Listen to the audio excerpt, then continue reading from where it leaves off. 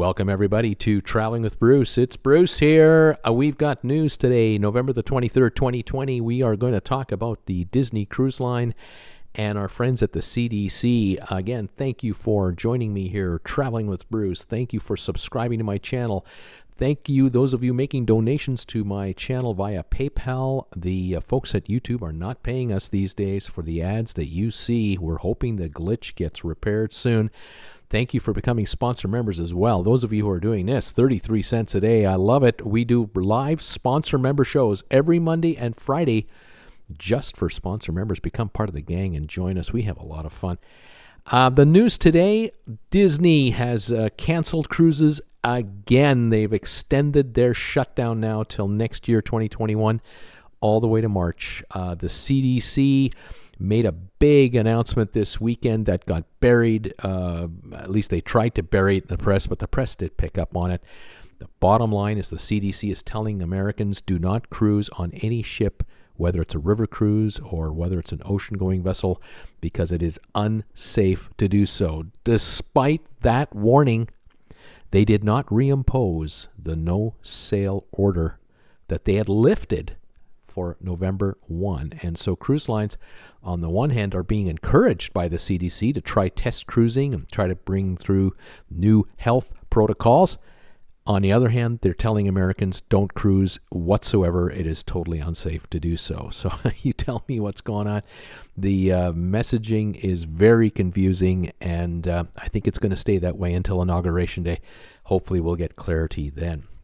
But back to Disney. Our friends at the Disney Cruise Line, they've got 3 new ships being built right now. One will be delivered later in 2021, which is already a year behind. 2 others are coming out in 2023 and 2024, if not 24 and 25. These ships are going to be 2 years behind. But today, Disney announced that they have canceled all sailings for December, January, and February, and they are at the earliest looking at March 1 as a startup date for cruising. Now, Disney, like all the other cruise lines, are trying to read the tea leaves here. They're trying to figure out what the CDC is saying, what the CDC will allow, but they're also paying very close attention to the world at large. This company, of course, the Disney people, are incredibly phenomenal marketers. They study the demographics very, very well, and they know that their own parks, their own theme parks, are restricted to how many people can go to them. In California, they're not even open at this point. Other parks around the world, they have occupancy levels of 30 to 35%. So they know that taking passengers on their cruise ships is going to be a big, big deal, and it's going to be heavily scrutinized by the folks at the CDC and other health professionals. And so they've done the right thing and the inevitable thing. Like all other cruise lines, they are canceling their cruises well into the early part of 2021, giving up the Caribbean, good bunch of the Caribbean season, because they know they cannot get these ships cleared to sail. If the United States is going to reach 200 to 300,000 cases of the virus per day over the next few weeks or higher, there's just no way that thousands of cruise passengers can make their way to their cruise ships without catching the virus. And so they're going to have to wait it out like everyone else for the vaccines. And the big question on everyone's mind, of course, is when can I get the vaccine? Will it be effective? We are told that these vaccines are a 2-stage process. You get 1 shot, and then a month later, you get your 2nd shot. The hope, of course, is that maybe a month after that, you are declared healthy, you get tested, and you don't have the virus. There's a lot of questions here whether this is going to work and how it's going to work. This is going to take months to implement and to regulate. And, I know that the folks at Disney and the other cruise lines, they already know the reality of it all, that for them to be sailing in any realistic terms by the fall will be the big payoff. I cannot see at this point that they'll even be able to sail in March and April because there won't be enough vaccinated people to take the cruises. It's going to take months and months and months to get the vaccines out. It'll take 30 to 60 days for everyone to go through their protocols. And, that's just time. Time is the enemy.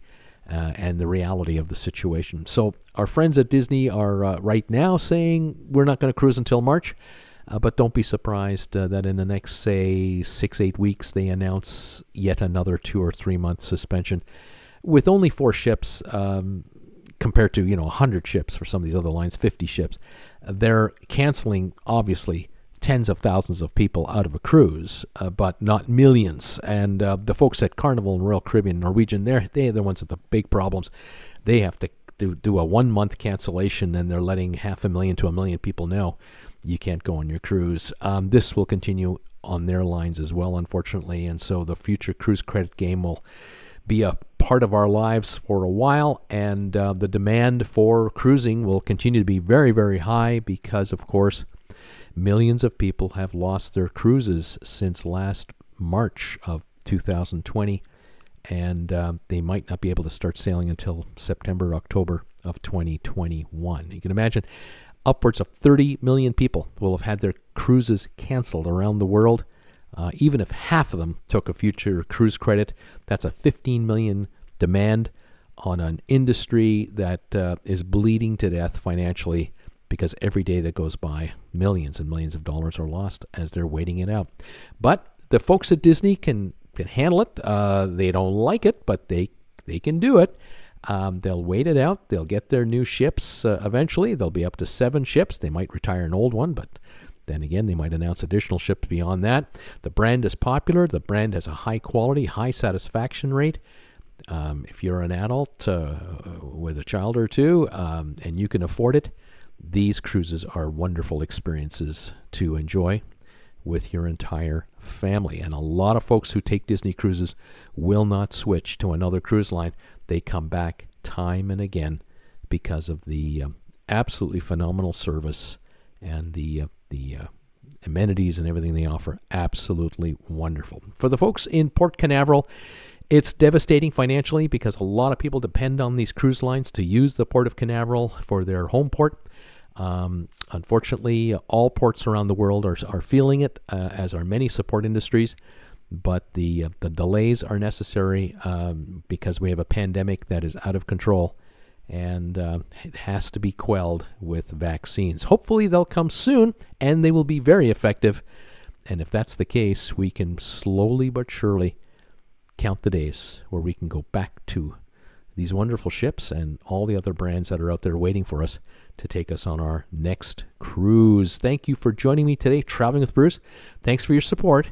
I really appreciate it. And remember, we are not being paid for the ads you see these days, and so we are surviving on PayPal donations, and the links for that are down below in the description. Have a great day, everybody. We'll talk to you later. Bye for now.